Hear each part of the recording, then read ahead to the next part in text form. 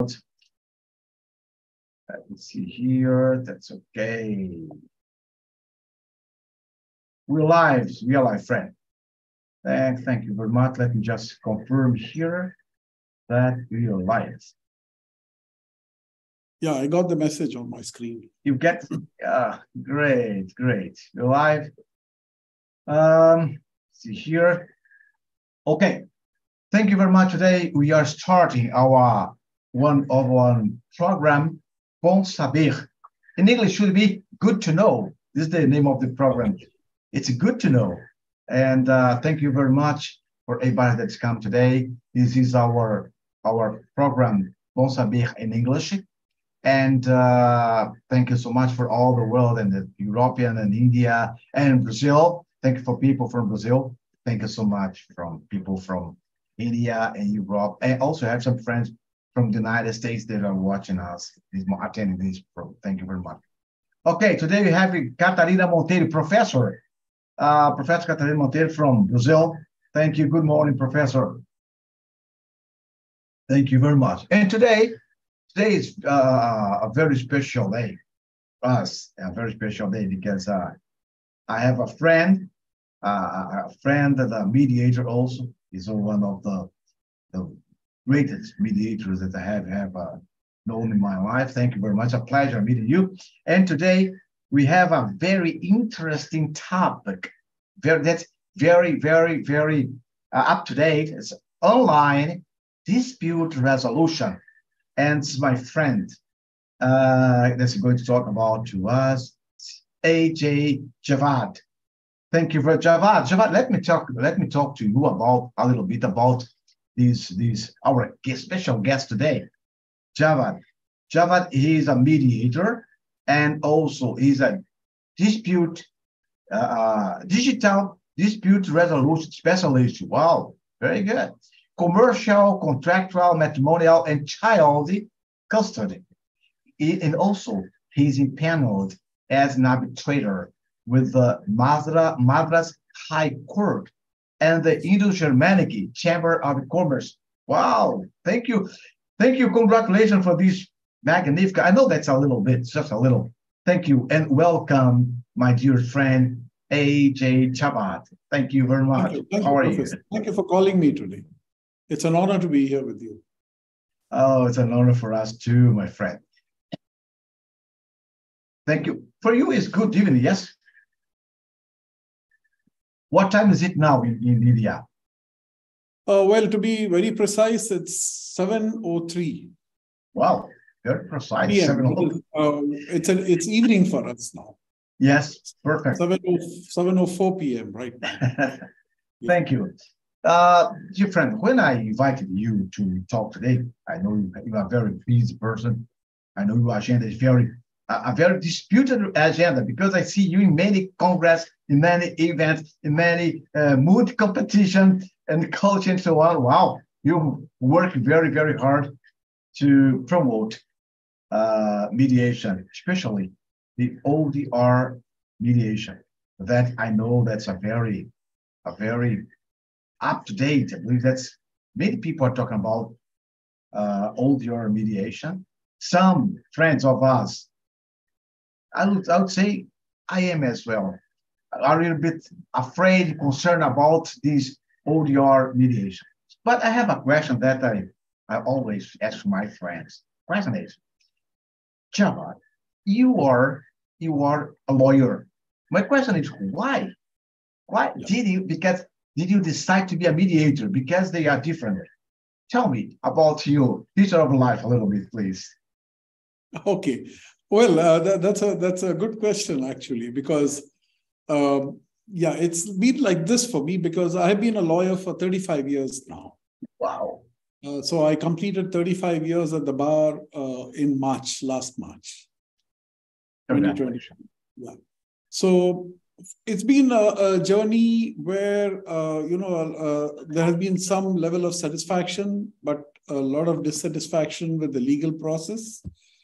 Because what I realize now, why that dissatisfaction was there when I was practicing law, because for the past about 12 to 13 years now, I have been a mediator, a full-time mediator. I have stopped my litigation practice completely and taken up mediation. The reason which I realize now is that the more I think about it, what I realize is that the law actually does not lead to real justice. Simply because what we have done is we have put rights and wrongs in different silos. Okay, and the law says that this is right and this is wrong. And we decide according to the law as to who's right and who's wrong. Now, what happens in this process is that human interaction cannot be put in such silos. And what is most important is that the factor that drives conflict, one of the most important factors that drives conflict, are emotions. And the law does not provide any scope for listening to those emotions of people.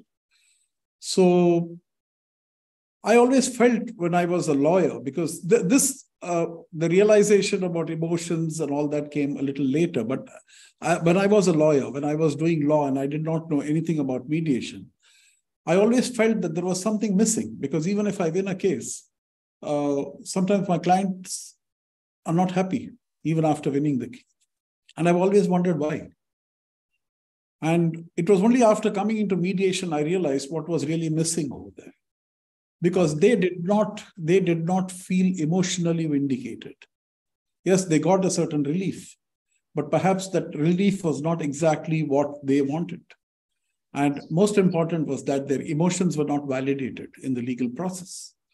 So when I came into mediation, it was when I got trained as a mediator, and when I realized the significance of giving importance to how people feel about the conflict and addressing that feeling and validating that and allowing them to vent those emotions that they feel while they are in conflict is very, very important. Because what I learned was that satisfaction, that is, if a legal process has to be a satisfactory one, it has to meet three requirements. One is the procedural satisfaction. Okay, yes, the legal process does have some level of procedural satisfaction because we have clear-cut procedures. The second is substantive satisfaction. That is, what is the outcome of the process? Am I really happy with the outcome? Now, that is a bit dicey. It might be, it might not be, because somebody wins and somebody loses. But what is really missing is the emotional satisfaction. So we call it the satisfaction triangle. And when the emotional satisfaction is missing, there's no point even if you get the procedural and the substantive satisfaction. So I realized that mediation is perhaps the only process which can provide all these three satisfactions that are required for a holistic resolution of a conflict. So that was when I decided that, okay, this is, being a lawyer and a mediator at the same time is like riding two horses, which are pulling in two different directions. And here, all the time, throughout the day, you are being adversarial. You're being judgmental. You're being an advisor. And you're arguing all the time. You're fighting. You're defending. You're doing so many things as a lawyer. But everything is adversarial. But when you come into mediation, you suddenly have to become collaborative. You have to be neutral. So I was finding it very difficult to, play these two roles at the same time. So I decided that, this is my true calling. And this is where I think the answer to my satisfaction lies. So this will give me the satisfaction that I've been searching for the 25 years that I was a lawyer. So that made me switch over to mediation completely. It may sound a little romantic, but that's a fact. Well, friend, really, I am thrilled about the words, because we have the same feelings. I've been a lawyer for 26 years. Then I decided not to be a lawyer anymore, just because I like it a lot. If you triangle of emotion, it's perfect. You told right now that to be a lawyer and mediator, like you like to ride on two horses. That right? You have to decide because they are not equal. And when we are mediating, really we can feel emotion. I always talk about the three-dimensionality of conflict. we have the same feelings about mediation. And why I stopped at lawyering, because mediation for me is much. It's when it's a call, it's a true call, as told me. It's a true call. I'm going to be mediation. Good, thank you. I'm so happy to know that, and I know that you have a lot of many things in common. Many things in common. So we have many things to do together, including having a house by the beach. Yeah, of course. Yeah. Yes, really, Javad. I think that what I still believe in mediation, because I can meet people like you, and like many others I have interviewed here. But I confess that sometimes I feel a little bit sad when I see, maybe I'm going to use a very hard word, but when people, I see sometimes violence in mediation. Okay. I see sometimes violence in mediation. And we can talk, sometimes we both can make here a problem to discuss, and bring people to discuss about with us about this kind of, we have domestic violence, and also I think we have mediation violence, when the mediator is violent, when he pulls an agreement and so on. I'm very happy, really. Good to know that. Wow. Well, I have a question here for you. Another question is, yeah, what are some of the key advantage on online dispute resolution and ODR compared to the traditional dispute resolution method that this traditional we are used to? What are the key of the difference, please? Again, the thing is, it has its advantages and it has certain disadvantages, because one thing you really miss out in online dispute resolution is being face-to-face with your participants. You are away from them, and there's a digital divide that is between you and them. You're seeing them on the screen. You're not seeing them in person, so you're not really able to observe their body language, their many other things that you would like to see when you're sitting face-to-face, and which you don't get to see when you're online. But there are many advantages, because one, it is time agnostic, it is place agnostic. Like, I'm right now sitting in India and you're sitting in Brazil, and we are talking to each other. Okay. And what I have found is that in the few years, ever since COVID started, that I have been doing online mediations, most of my mediations are now happening online. Because what is very convenient here is that people don't have to travel long distances to reach a particular venue. And you're saving a lot of costs. And you're also contributing to the environment by leaving a lesser carbon footprint, by whatever means of transport that you're going to be using. You're going to be leaving a carbon footprint there, and you're avoiding that. And that perhaps is one of the biggest advantages of online dispute resolution, online mediation particularly. So, and there is, there are so many other things, because one, it creates a safe environment, because especially when you mentioned violence, when you're dealing with matrimonial disputes, for instance, there might have been a history of domestic abuse over there. And sometimes the spouses may not feel comfortable sitting in the same room with the other party and with the other spouse. And they feel very safe when they're sitting in their own, safe environment. If they're sitting at home or in their offices, wherever they are very comfortable and they feel safe over there. And that safety helps them to open up a little more and speak a little more. So they are able to share with you. And, you have all these facilities of breakout rooms and, where you can have your private sessions. So these are all the, many advantages. Of course, there are technical glitches. Sometimes, audios are not clear. Sometimes the connectivity goes. Particularly in a country like India, we have these challenges. Yeah. And sometimes people are just not technically, good. I mean, they don't know how to deal with technology. But given all that, still, I feel that there are a lot of advantages. And many people say that, you're not able to make an emotional connect online. But I don't agree with that, because I feel that, yes, you can connect emotionally with everyone. Yes. I have had this experience where, people have, I have conducted online classes and a series of online classes I was conducting for a university. And the students became so friendly with me that once, when they were all based in Bombay, and once when I went to Bombay, they were staying quite a distance away from where I was staying, from my hotel. But they drove in pouring rain all the way to come and see me, because that was the kind of connection that we could establish, the emotional rapport that we could build online. So it's not that, online stops you from building a connection, but you need to, more than your body language, you need to depend on your facial expression, your tone of voice. These are all the things that you need to rely upon to make that connection. And most important, as I said earlier, is the safety part of it, because people feel safe to sit in their own environment, in their own safe zones, without having to face the other person. So these are, I feel, some of the advantages that, cost saving, of course, as I already mentioned. These are all the factors that, online mediations have a distinct advantage over in-person mediations, notwithstanding the disadvantage of not being there in person, not being able to, sit face to face. Now, many times what I do is, where I feel that at some point of time, I need to meet the parties personally, directly.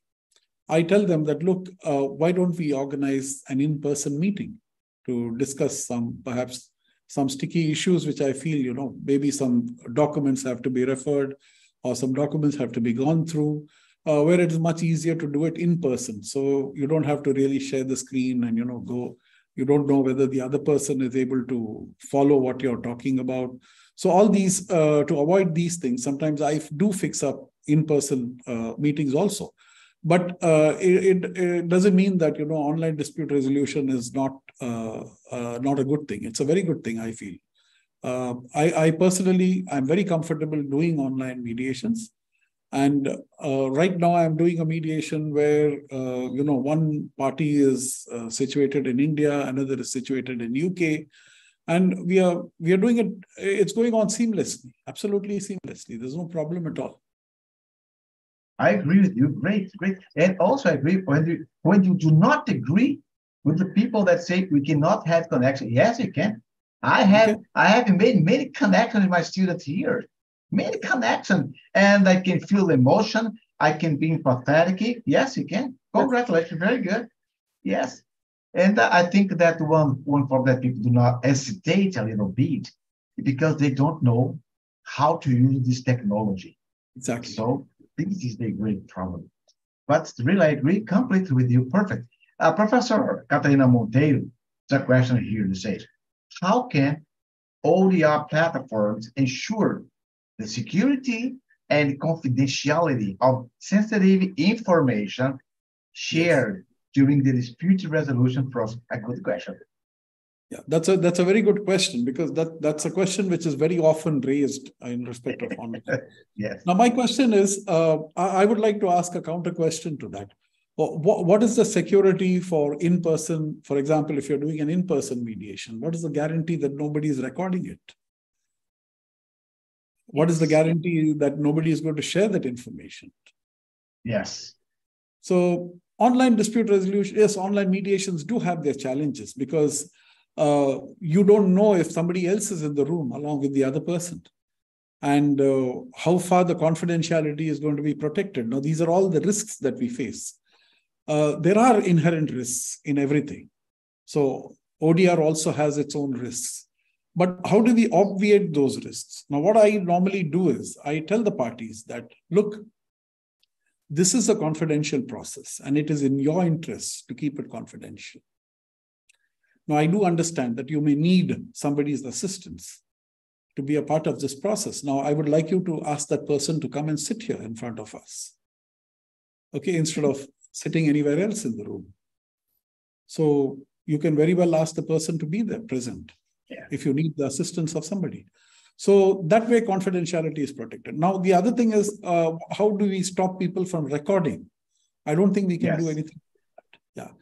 Ultimately, what we need to do is basically trust the parties and, tell them that, look, it is in your interest to keep this confidential, because just as you can breach the confidentiality, the other side can do so also.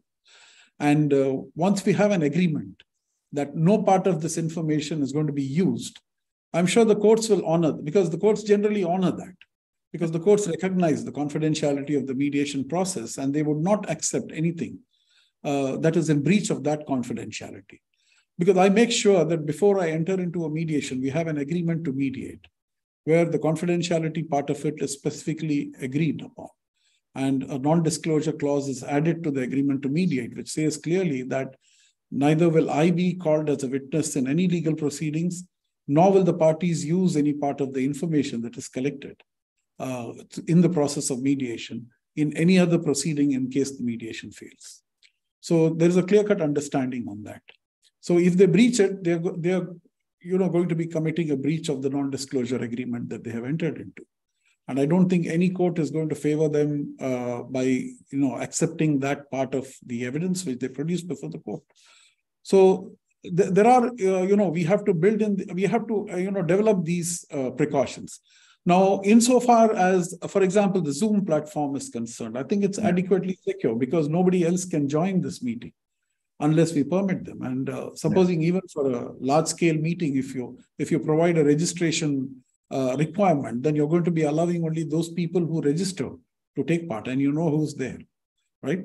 And particularly in mediation, you share the link only with those people who are part of the process, not with outsiders. And if somebody does, supposing the Zoom link leaks out somewhere and somebody joins, you always have the option of removing that person from the meeting and blocking that person from rejoining the meeting.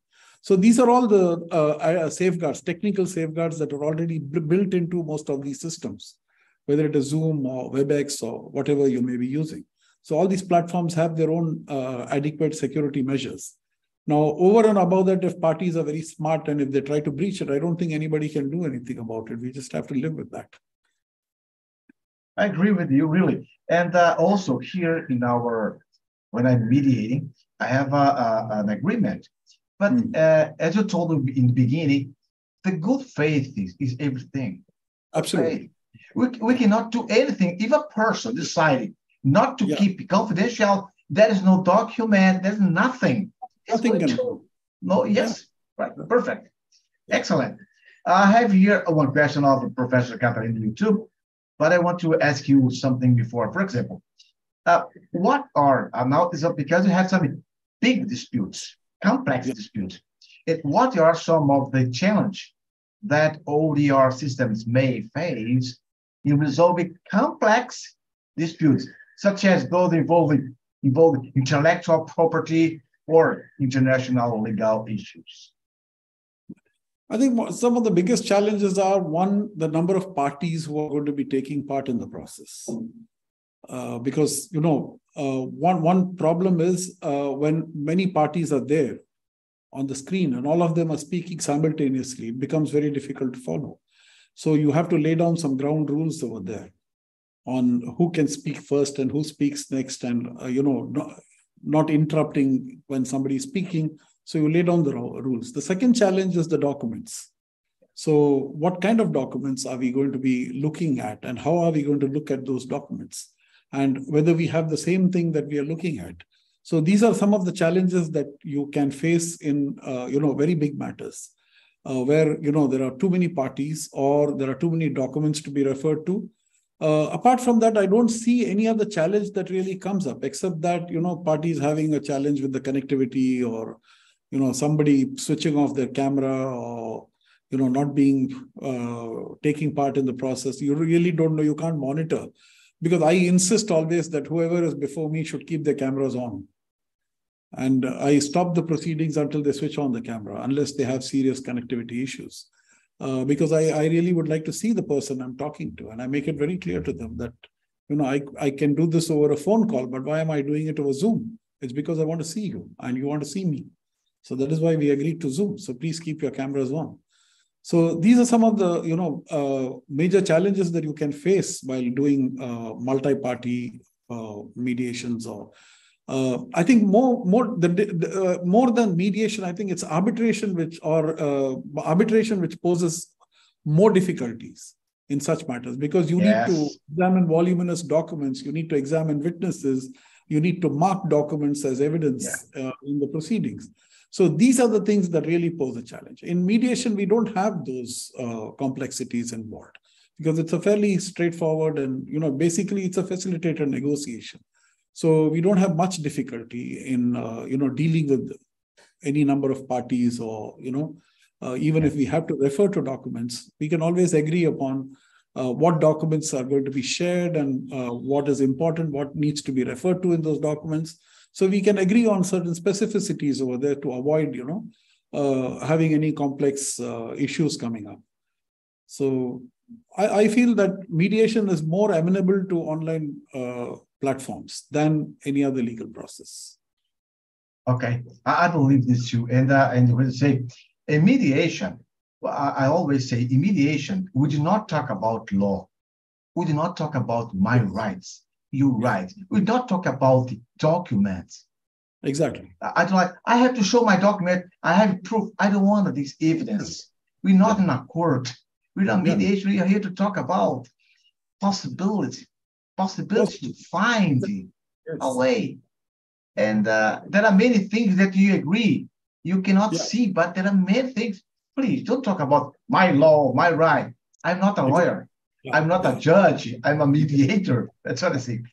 That's good. So you think about... you're not evaluating any evidence in a mediation. Yes. You're not concerned with what parties are relying upon. Yes, perfect. Okay. Catarina Monteiro, professor, made another question. How can ODR be integrated into existing legal system, and what are some of the potential benefits and drawbacks of doing so? Well, I think the COVID pandemic has shown that ODR systems can be integrated very well across the board, whether it is litigation, whether it's arbitration, whether it's mediation. Mediation is, of course, the most amenable, but we have seen, because in India, many of the courts started having online hearings. Yes.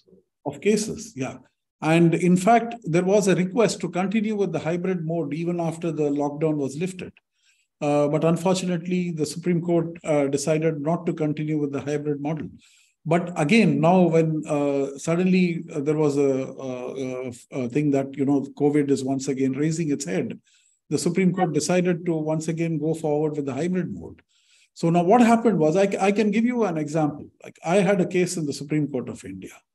And every time the case would be listed, I will be traveling all the way from I live about 2,000 kilometers from Delhi, my city. Wow. So I had to fly down 2,000 kilometers and attend the court. And invariably what would happen is, I'll be waiting the whole day, but my case will not be taken up. And I have to fly back again and again go the next week. And imagine the amount of cost that my client was incurring in bearing my flight charges and my hotel charges and, taking care of all those expenses, food, everything, making all those arrangements. But what happened was the final hearing of that case came up when the COVID pandemic was raging, and it was an online hearing, and the case got concluded. And I could sit in Chennai and I could argue the case in the Supreme Court, and the court reserved the judgment and passed the judgment later on. So this was entirely possible without my having to travel all the way there. And my client was very happy because he saved a whole lot of costs. Yes. That he would have otherwise incurred. And I think this has been successfully implemented in many countries. I think even I was reading somewhere that the Office of the Chief Justice of South Africa has implemented this. Some case management and all that. So there are different systems that are, that can be evolved to make it easy for lawyers to take part. Because ultimately, what is the objective of the legal system? It's to provide access to justice to people. And if you expect people to travel miles together to come and get justice, you're actually denying justice to them. So in a country like India, for example, which is really huge, and there's only one Supreme Court located in New Delhi, it's impossible for poor litigants to travel all the way there to fight their cases. So I think that is where online dispute resolution can really provide access to justice to everyone across the board. So it is something that I think we need to take it seriously. And I think courts need to look into that in different jurisdictions and implement these systems. You're right. I believe in my dear friend Javad, that the digital area is here and there's no way to go back. No way. This is the future, and the future is now. And we have to transform our mind. We have to transform our thought to learning how to use these tools. There's no back in the future. Everything now, I see, my God, why we are talking right now. Imagine if I had to travel to India or you had to travel to Brazil. Exactly. Now you have the chance to share knowledge. Now you are bringing here knowledge for us. And that we are very happy because we're giving this class about OER. Thank you so much. But I have here a last question that's very, very important question, in my opinion. Just one thing I would just like to add to that, Professor. Sorry for interrupting. No, see, no problem. We are talking about a generational change that is happening now, because we belong to a generation. Mark Prensky calls us as digital immigrants because we are adapting ourselves to technology. We don't know the language. We are learning the language of technology. We are learning the digital language now. But the generation that was born after the 80s, they were born into technology. Yes. Right? So they speak the language very easily. They are the digital natives.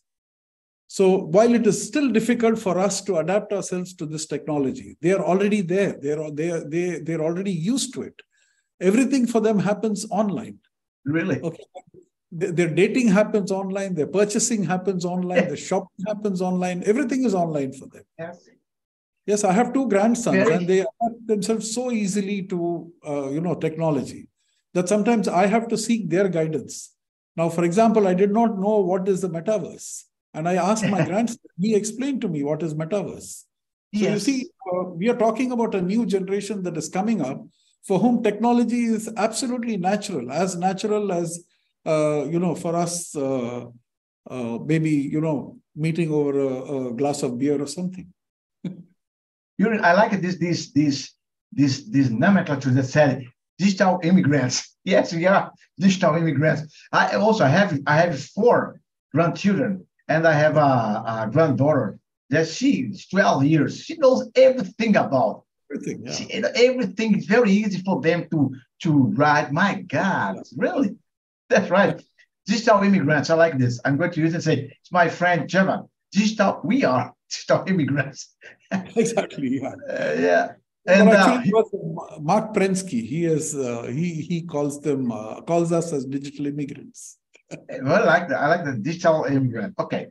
Human being. Afraid. People are, no, we are everybody, all the robots, the machine is going to control the world. But the question is very interesting. What role do human experts, mediators, such as mediators or arbitrators, play in OER, and how can their expertise can be effectively leveraged in online contexts? Good question. See, I think one of the biggest, if I may call it as threat within quotes, is coming from artificial intelligence. Because artificial intelligence is capable of doing a whole lot of things. We have ChatGPT. Now you just put a question and it gives you a detailed answer. Sometimes it's not as if it doesn't make mistakes. It does make mistakes, but then the mistakes are much lesser than what a human being can make. So while I see different professions being threatened by AI, now if you read Yuval Noah Harari's Homo Deus, he talks about a whole group of people being created as the useless class. Okay, just as we had the working class and the owner class, he says that we are going to be having a class of people who will be the useless class, who will have no jobs. Now, I see maybe, there are many professions that might be challenged. In fact, the legal profession itself is potentially under challenge by artificial intelligence, because the scope for error is much less, and all you need to do is type in a question or ask a question, and the AI gives you the answer. But I feel that mediation faces a much lesser challenge for one reason, because I was reading somewhere about a computer developed by IBM called Watson, which can look at your face and tell you what exactly you're feeling. Yeah. But the difference between Watson and Jawad or Professor Jean is that while Watson can perhaps figure out what emotions I'm feeling, okay, you know very well that I can feel those emotions that you're feeling. I hope I'm making myself clear, because let's say that, I have a problem and I'm coming to you and I'm talking to you and I'm sharing with you my feelings about it. Yeah. Now, I'm much more comfortable talking to you because I know that you're capable of feeling those same feelings that I'm feeling. Whereas Watson will not be able to feel that. No artificial intelligence will be able to feel those emotions, though it might recognize my emotions. I understand. But the fact is it can't. It can't feel those emotions. So definitely the profession of mediation is not going to face that challenge for a very long time unless some fantastic technology comes where robots can start feeling like humans. Unless that happens. Now, as of now, that kind of technology seems to be quite far off, but we don't know what's going to happen in the future. Now, I always tell people who ask me this question that as long as I cannot take Siri or Alexa on a date, as long as I need a real person to take out on a date, AI is not going to replace the human beings. So definitely the human expertise, the human, empathy. The most important thing is the emotional intelligence that human beings possess. So that emotional intelligence is something that the computers cannot possess. That's something unique to human beings. So that is something that differentiates us from the robots. And I don't think as long as we have that emotional intelligence, and as long as we need emotional intelligence to understand conflict and to resolve conflict, I don't think computers are really going to be replacing us. Perfect. Very, very good. Really, you gave us a class. Thank you very much. Thank you. Thank you. Also, we have Ms. Swipnil Goswami. I think that Goswami Swipnil is here with us. Well, we arrived at the end of our interview. My God, I would spend all day long talking here about mediation and about this experience to share. Thank you. Java, thank you very much. It's I'm very, very grateful for you being here with us, sharing your knowledge, spend your time here with us. And I'd like you give us your last word to say goodbye for us, please. What's your last words? Message. My last word is that mediation is the future of dispute resolution. Yes. And technology is the handmaiden of mediation. And we need to see how best we can use technology to give that kind of emotional and procedural and substantive satisfaction that people really need in order to be able to resolve their conflicts. I think that's what I feel about the whole thing. So, and I'm really grateful to you for giving me this opportunity, Professor. I'm really honored to be here with you. Also, I'm very honored to be here with you and listening to you and learn a lot from you. And I believe we are going to have another meeting together. I'm sure about that. Thank you very much. Thank you, Professor Catarina, Swipnil, and everybody that's here watching out. Thank you very much. God bless you. We'll see you next time. Thank you.